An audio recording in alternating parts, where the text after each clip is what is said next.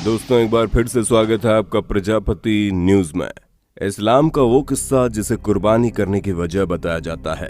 अच्छा, क्या आपको मालूम है ईद पर बकरे क्यों काटे जाते हैं और सूअर क्यों नहीं काटे जाते?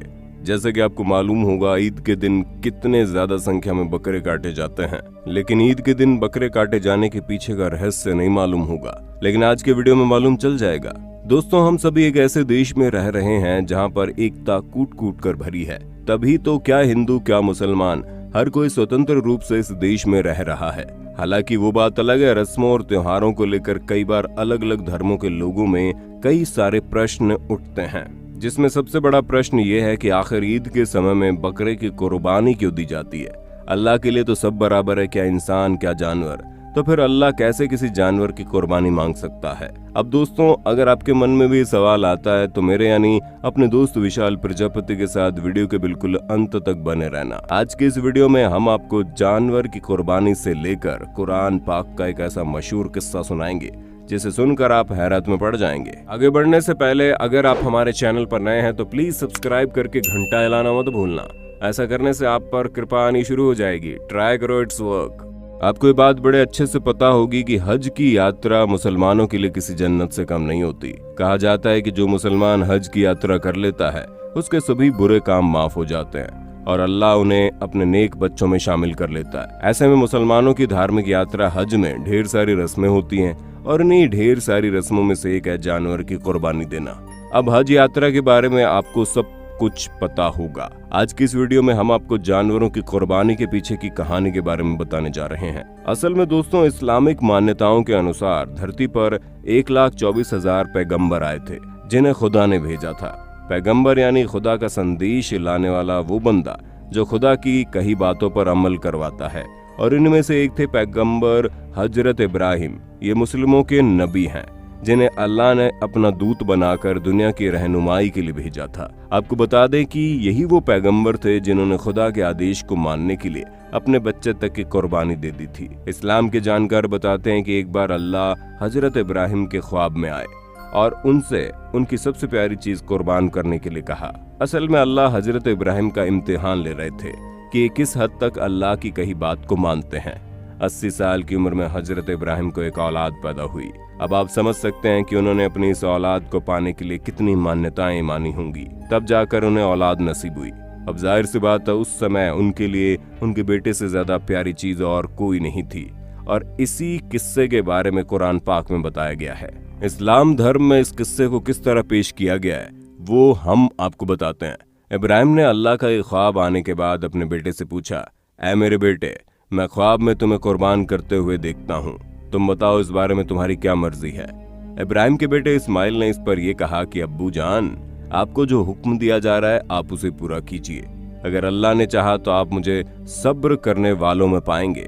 और इस पूरी बातचीत का जिक्र कुरान में साफ साफ किया गया है। हम ये मानते हैं इस कुर्बानी के जरिए अल्लाह हजरत इब्राहिम के सब्र, उनके त्याग, उनकी वफादारी की परीक्षा ले रहे थे, क्योंकि अल्लाह को ये पता था कि हजरत इब्राहिम के लिए उनका बेटा कितना ज्यादा जरूरी है। लेकिन वो देखना चाहते थे क्या हजरत इब्राहिम के लिए बेटा अल्लाह से भी ज्यादा जरूरी है। जाहिर सी बात है, 80 साल की उम्र में अपनी गर्दन पर छुरी चलाने से ज्यादा तकलीफ अपने बेटे की गर्दन पर छुरी चलाने से होती है। लेकिन इब्राहिम अपने धर्म के लिए, अपने अल्लाह के लिए ईमानदार थे। उन्होंने अल्लाह की बात मान ली और अपने बेटे की कुर्बानी देने के लिए तैयार हो गए।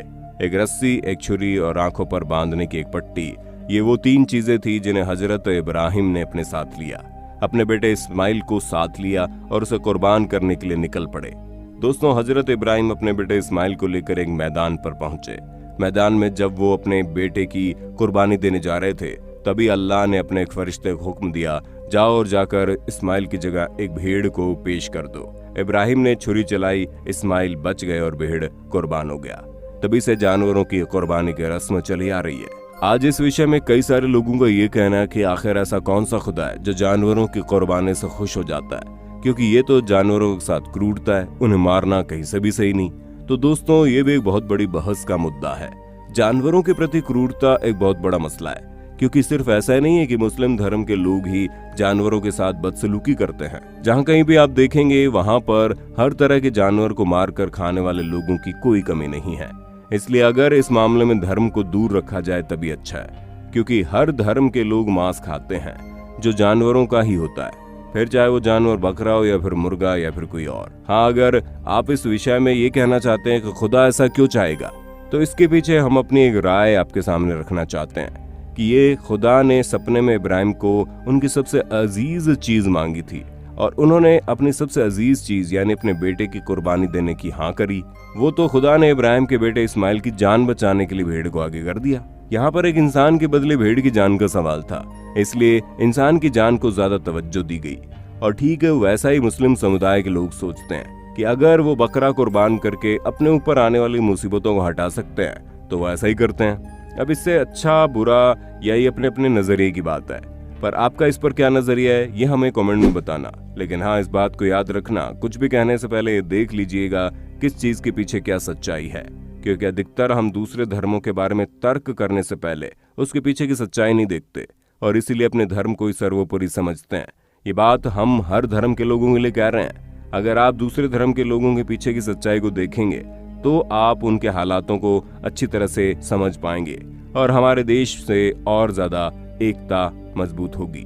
बाकी आज के लिए बस इतना ही। उम्मीद है आज की वीडियो काफी पसंद आई होगी आपको। अगर हाँ, तो इसी तरह की शानदार वीडियोस को लगातार देखते रहने के लिए हमारे चैनल प्रजापति न्यूज को अभी सब्सक्राइब कर दीजिए। और हाँ, हम फिर मिलेंगे नए वीडियो में, तब तक के लिए जय हिंद जय भारत। दोस्तों, आपकी स्क्रीन पे 2 और वीडियोस दिख रही हैं, जिसे देखने के लिए आप इस स्क्रीन पर क्लिक करें।